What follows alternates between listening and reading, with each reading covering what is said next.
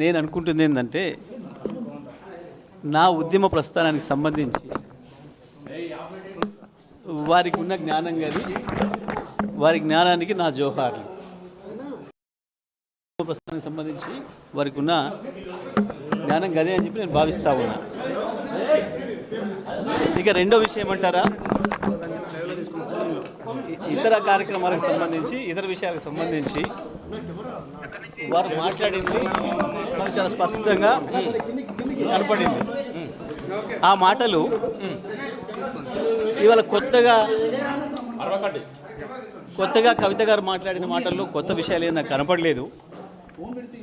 కేసీఆర్కి బద్ధ శత్రువులుగా వ్యవహరిస్తున్న వాళ్ళు, కేసీఆర్ క్యారెక్టర్ను అసాసినేట్ చేయాలని చెప్పి దశాబ్దాలుగా ప్రయత్నం చేస్తున్న వాళ్ళు,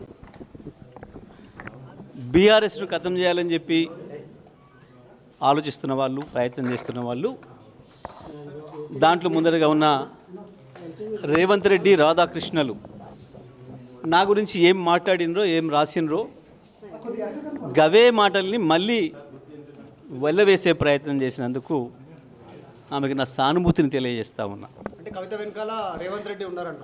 ఆమె నేనేమంటున్నా, వారు ఉపయోగించిన పదాలలో ఈ మధ్యకాలంలో ఆ పదాలను ఉపయోగించింది మొదటగా రేవంత్ రెడ్డి, తర్వాత రాధాకృష్ణన్. అదే పదాలని ఇవాళ మీరు వారి మాటల్లో చూశారు, మీకు స్పష్టంగా కనబడుతుంది. కేసీఆర్ శత్రువుల చేతుల్లో వాళ్ళు మాట్లాడుతున్న ఆయుధాలని, వాళ్ళు మాట్లాడుతున్న మాటల్ని తను తీసుకుంటున్నందుకు, తను వల్లెవేస్తున్నందుకు, అవి వాడుతున్నందుకు నేను ఆమెకు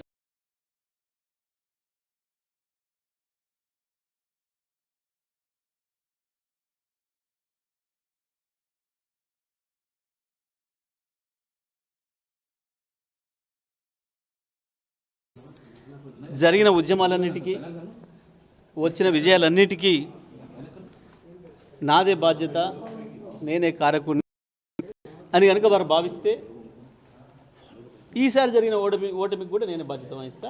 నాకేం భయం లేదు. తప్పకుండా గెలుపు మాత్రమే నాది, ఓటమి నాది కాదని పారిపోయేవాడిని కాదు నేను. గెలుపుకు నేనే బాధ్యుని అయినప్పుడు ఓటమి కూడా నేనే బాధ్యుని, ఓటమికి నేనే బాధ్యుని అయినప్పుడు గెలుపు కూడా నేనే బాధ్యుని. 2001 నుంచి ఇప్పటి వరకు జరిగిన నల్గొండ జిల్లాలో జరిగిన ఉద్యమాలన్నిటికీ, గెలుపటంలన్నిటికీ నేను బాధ్యుని, అందులో నాకేం సందేహం లేదు. నేను ఒక్కరిని మాత్రమే కాదు,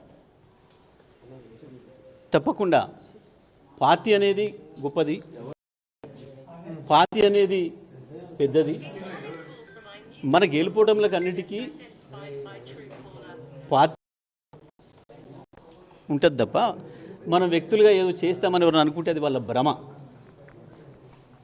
కొంతమంది తమకు తాము ఎక్కువ ఊహించుకొని ఏదేదో అయిపోతారు, కానీ నేను అట్లా అయిపోయింది కాదు.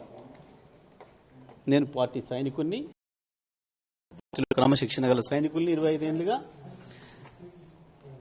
ఆ విషయం కేసీఆర్ గారే ఎన్నో సందర్భాల్లో చెప్పాను, మీ అందరి సాక్షిగా.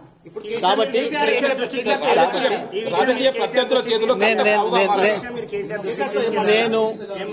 నేను కేసీఆర్ గారిని ఈ మధ్యకాలంలో దాదాపు ఒక 50 సార్లు కలిసిన, 15-20 రోజులు పూర్తి కాలం గడిపిన. ఏ ఒక్క మధ్యన ఈ చర్చ రాలే, ఈ ప్రస్తావన రాలే. నేను అదే విషయాన్ని మీడియా మిత్రులు అడిగినప్పుడు చెప్పిన, ఒక సెకండ్ కూడా మా మధ్యన ఈ చర్చలు రాలేదు. అందుకే మీరు ఆమె గురించి ఏమడిగినా అది వృధా తప్ప ఇంకోటి కాదు. నిమిషం సమయం కూడా మేము దాని గురించి కేటాయించలేదు. నిమిషం సమయం కూడా వృధా అనే మాట చెప్పిన తప్ప నేను ఇంకోటి చెప్పలేదు. కేసీఆర్ దగ్గర నేను ఏం మాట్లాడిను, అది రాలేదు కాబట్టి చెప్పిన నేను. దాంట్లో ఏం పెద్ద ఆశ్చర్యమేం లేదు, దాంట్లో మాట్లాడకూడదు ఏం లేదు, లేకపోతే అన్పార్లమెంటరీ లేదు, ఇంకొకటి లేదు. కేసీఆర్ గారి గురించి వెళ్ళి కేసీఆర్ దగ్గర మేమేం మాట్లాడినాం అదే చెప్పినాం.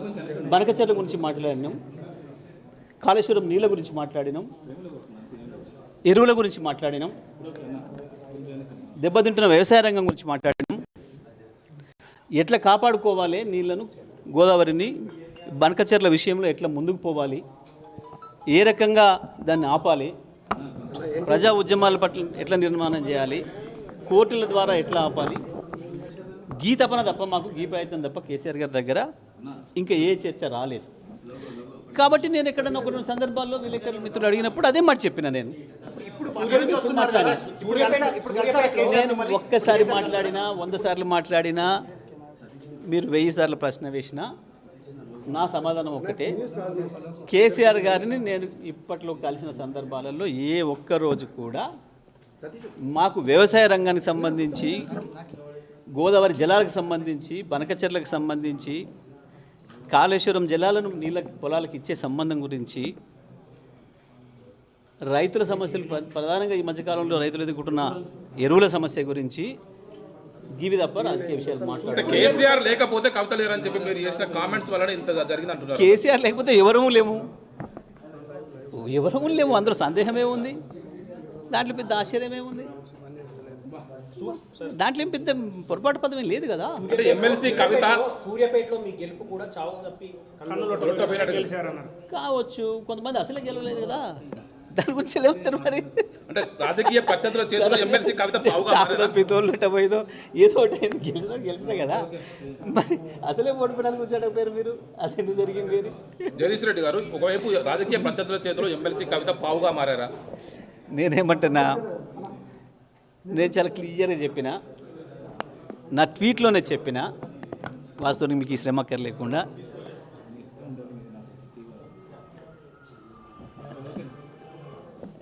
రేవంత్ రెడ్డిలు, రాధాకృష్ణలు ఈ మధ్యకాలంలో నా గురించి మాట్లాడిన పదాల్ని మరొకసారి వల్లవేసే ప్రయత్నం, వారికి సానుభూతిని తెలియజేస్తున్నా అని చెప్పిన. It is very clear.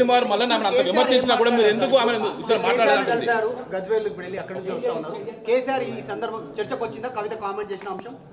నేను చెప్పినది ఈ రోజే కాదు, ఏ రోజు కూడా ఆ అంశం మా మధ్య చర్చకు రాలేదు. నేను ఇదే విషయాన్ని చెప్పిన. నేనేమంటున్నా, ఈ విషయాలు ఏది మేము ఎప్పుడు చర్చించలేదు.